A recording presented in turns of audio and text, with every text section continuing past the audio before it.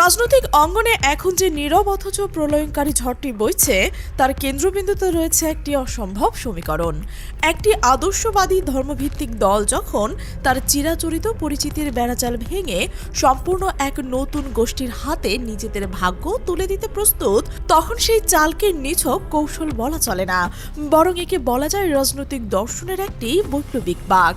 জামাত ইসলামের সাম্প্রতিকতম সিদ্ধান্ত সেই বাঁককে উন্মোচিত করেছে, যা বাংলাদেশের নির্বাচনী রাজনীতিতে এক নতুন আলোচনার জন্ম দিয়েছে। আলোচনার সংশয়, প্রশংসা এবং গভীর কৌতূহলের মিশেলে মাখামাখি।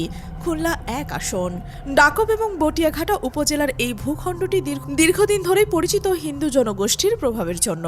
এই এলাকার ভোটাররাই নির্ধারণ করবেন কে হবেন এখানকার জনপ্রতিনিধি। সেই খুলনা ১ আসনে এবার অপ্রত্যাশিতভাবে নিজেদের সংসদ সদস্য প্রার্থী হিসেবে দাঁড়িপাল্লা প্রতীক তুলে দেওয়া হয়েছে একজন হিন্দু নেতাদের হাতে। তিনি শ্রীকৃষ্ণ নন্দী, একজন ধর্নাঢ্য ব্যবসায়ী, যিনি কেবল একজন সাধারণ নাগরিক নন, বরং জামাত ইসলামের অভ্যন্তরে এক বিস্ময়কর পরিচয়ের ধারক। তিনি এই দলের অমুসলিম শাখার খুলনা জেলার সভাপতি। এক চরম ইসলামপন্থী দলের অভ্যন্তরে অমুসলিম শাখা? অনেকের কাছে এই তথ্যটি হয়তো অবিশ্বাস্য ঠেকবে, কিন্তু জামাতের বিস্তৃত সাংগঠনিক কাঠামোয় মহিলা জামাতের মতোই এমন আরও অনেক শাখা রয়েছে। শ্রীকৃষ্ণ নন্দীর এই মনোনয়ন বাংলাদেশের প্রথাগত নির্বাচনী কাঠামোর মূলে আঘাত করেছে, যার নাম এখন খুলনার অলি গলিতে গুঞ্জন সৃষ্টি করেছে।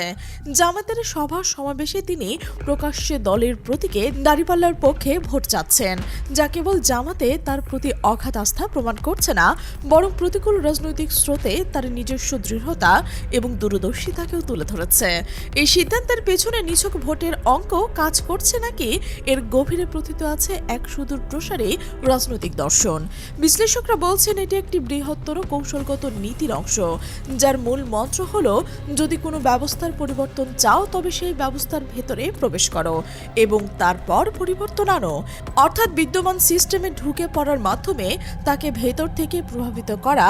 আর এই অনুপ্রবেশের প্রথম ধাপ হল অন্তর্ভুক্তিমূলক রাজনীতি, যাকে ইংরেজিতে বলা হয় ইনক্লুসিভ পলিটিক্স। এই অন্তর্ভুক্তিমূলক রাজনীতি কেবল একটি জোট বা সমঝোতার নাম নয়, এটি এক বুদ্ধিবৃত্তিক চাল, যেখানে ভিন্ন মতাদর্শ বা দল ব্যক্তিদের তাদের নিজ নিজ সক্রিয়তা ও আদর্শকে অক্ষুণ্ণ রেখে একটি অভিন্ন বৃহত্তর লক্ষ্য পূরণের পথে পা বাড়ায়। এবারের সংসদীয় নির্বাচনের সমমনা ইসলামী ৮ দলের অপ্রত্যাশিত জোট এবং সমঝোতা এই নীতিরই ফল। কে কবে ভেবেছিল চরমনাইয়ের ইসলামী আন্দোলন, যার নিজস্ব রাজনৈতিক ধারা রয়েছে, তারা জামাতের ইসলামের সঙ্গে জোট বাঁধতে পারবে? কিন্তু সেই অবিশ্বাস্য সমীকরণ বাস্তবতার মুখ দেখেছে, যা প্রমাণ করে কৌশলগত সহাবস্থানের যুগ শুরু হয়ে গেছে। তবে এই ইনক্লুসিভ রাজনীতির বীজ কিন্তু বর্তমান সংসদ নির্বাচনে ডামাডোলে অঙ্কুরিত হয়নি। এর সফল বাস্তবায়নের ইতিহাস খুঁজতে হলে আমাদের ফিরে যেতে হবে ইসলামী ছাত্র শিবিরের ইতিহাসে।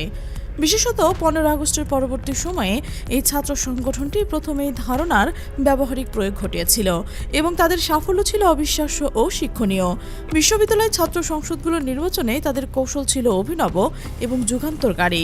তারা তাদের প্যানেলে কেবল নিজেদের আদর্শের অনুসারীদেরই রাখেনি, বরং হিন্দু, অহিজাবি, মুসলিম, বৌদ্ধ, এমনকি চাকমা শিক্ষার্থীদেরও অন্তর্ভুক্ত করেছিল। এই বৈচিত্র্যময় প্যানেল নিয়ে তারা কেবল নির্বাচনে অংশই নেয়নি, বরং বহু ক্ষেত্রে বিপুল ভোটে জয়লাভ করেছিল। তাদের এই সফলতা এক সুস্পষ্ট বার্তা বহন করেছিল। রাজনৈতিক ক্ষমতা অর্জনের জন্য আদর্শিক গোষ্ঠীও কৌশলগতভাবে সহাবস্থানের পথ বেছে নিতে পারে। ছাত্র শিবিরের এই সাফল্য পরবর্তীকালে যে পরিবর্তন নিয়ে এসেছিল তা ছিল আরও তাৎপর্যপূর্ণ। ঢাকা বিশ্ববিদ্যালয়ের মতো ঐতিহ্যবাহী প্রতিষ্ঠানে কেবল সিস্টেমেরই পরিবর্তন ঘটেনি, বরং প্যানেলে শিবিরের আদর্শের বাইরে থেকে আসা সদস্যদের মধ্যেও দীর্ঘমেয়াদী আদর্শিক পরিবর্তন শুরু করেছিল। উদাহরণস্বরূপ নন হিজাবি ফাতিমা তাসনিম জুমা, যারা রাজনৈতিক আদর্শ এবং জীবনধারা হয়তো শিবিরের প্রথাগত পদ্ধতির সঙ্গে মিলত না, তিনি পরবর্তীতে সম্পূর্ণ হিজাবি নারী হিসেবে আবির্ভূত হয়েছিলেন। এই একটি ঘটনা স্পষ্ট করে তোলে যে ইনক্লুসিভ পলিটিক্স কেবল ভোটে জেতার কৌশলই নয়, এটি ইসলামী অনুশাসনের দাওয়াত এবং প্রচারণার একটি কার্যকর মাধ্যম হতে পারে। বিভিন্ন মতাদর্শের মানুষকে কাছে টেনে এনে তাদের সাথে কাজ করা, দীর্ঘমেয়াদে তাদের প্রভাবিত করার এই নতুন পদ্ধতি জামাতের রাজনীতির একটি নতুন দিক উন্মোচন করে। আর আজ সেই দর্শনেই পূর্ণতা পেল শ্রীকৃষ্ণ নন্দীর মনোনয়ন প্রক্রিয়ার মাধ্যমে। খুলনা ১ আসনে জামাতে মাস্টার স্ট্রোক কেন খেলল? এর কারণ হলো খুলনার নির্বাচনী ভূখণ্ড জেলার দুটি আসন বিশেষভাবে হিন্দু অধ্যুষিত খুলনা ১ এবং খুলনা ৫। খুলনা ৫-এ এবার জামায়াতে ইসলামের সেক্রেটারি জেনারেল অধ্যাপক মিয়া গোলাম পরোয়ার নিজের নির্বাচন করছেন এবং এই নির্বাচনের আসনটিতে তিনি ২০০১ সালে নির্বাচনেও বিজয়ী হয়েছিলেন, যা তার জনপ্রিয়তার প্রমাণ। আগামী নির্বাচনেও তিনি প্রার্থী এবং লক্ষণীয় বিষয় হলো অতীতের মতোই এবারও বিপুল সংখ্যক হিন্দু নারী পুরুষ স্বতঃস্ফূর্তভাবে গোলাম পরোয়ারের নির্বাচনের সমাবেশে অংশ নিচ্ছেন। এর পেছনে বড় ভূমিকা পালন করেছেন স্বয়ং শ্রীকৃষ্ণ নন্দী। তার উপস্থিতি এবং সক্রিয় প্রচারক হিন্দু ভোটারদের মধ্যে জামায়াতের গ্রহণযোগ্যতা বাড়াতে সাহায্য করছে। ডুমুরিয়া উপজেলার চুকনগর বাণিজ্যিক এলাকায় তার পৈতৃক নিবাস এবং সেখানেই তার একাধিক ব্যবসা প্রতিষ্ঠান রয়েছে, যা তার আর্থিক সচ্ছলতা ও স্থানীয় প্রভাবের ইঙ্গিত দেয়। সম্প্রতি এক জনসভায় তিনি নিজে রাজনৈতিক যাত্রার কথা তুলে ধরেছেন, যা তার দৃঢ়তা ও আনুগত্যের প্রমাণ। শ্রীকৃষ্ণ নন্দী বলছেন, আমি ২০০৭ সাল থেকে জামাত ইসলামীর সঙ্গে রাজনীতিতে জড়িত। গেল আওয়ামী লীগের সরকারের দমনপীড়নের সময়ও আমি জামাতের নেতাকর্মীদের পাশে ছিলাম। তার এই উক্তি কেবল তার দীর্ঘ রাজনৈতিক সংশ্লিষ্টতায় নয়, বরং প্রতিকূল পরিস্থিতিতেও জামাতের প্রতি তার অবিচল সমর্থনকে স্পষ্ট করে তুলেছে। এখন প্রশ্ন হলো, জামাতের এই ইনক্লুসিভ পলিটিক্স কি কেবল লোক দেখানো, নাকি তারা ভোটে জিতে আসার সক্ষমতা রয়েছে?